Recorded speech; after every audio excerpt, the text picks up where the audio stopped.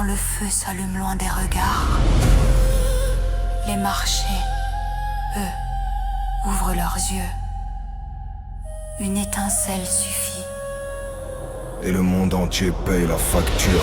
Les écrans parlent d'un conflit lointain, mais les graphiques tremblent déjà dès le matin.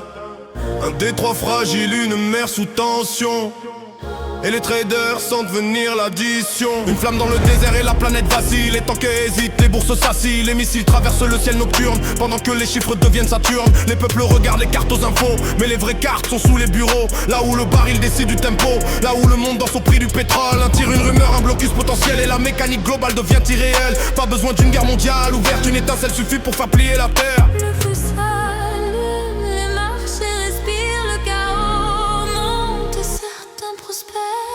Économie du chaos. Le monde brûle, les chiffres montent. Économie du chaos. Une guerre suffit, la facture tombe. Économie du chaos. Le baril commande les nations.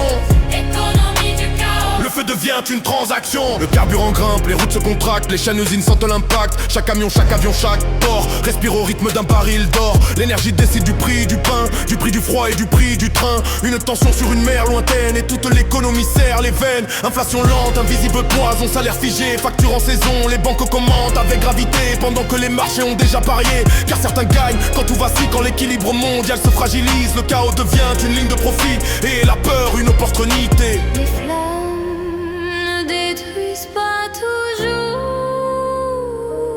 Parfois, Elles alimentent la machine.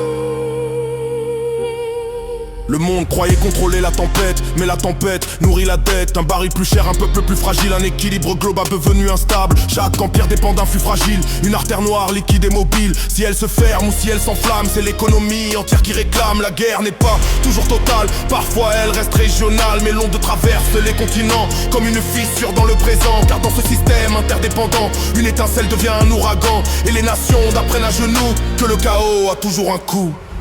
Économie du chaos. Les flammes dictent les marchés, Économie du chaos. le monde entier est engagé. Économie du chaos. Le baril devient roi des nations. Économie du chaos. La guerre devient une équation.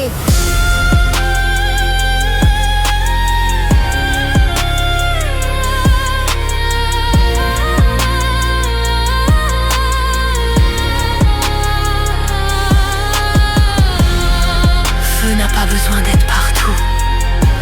Il suffit d'un endroit pour que le monde entier sente la chaleur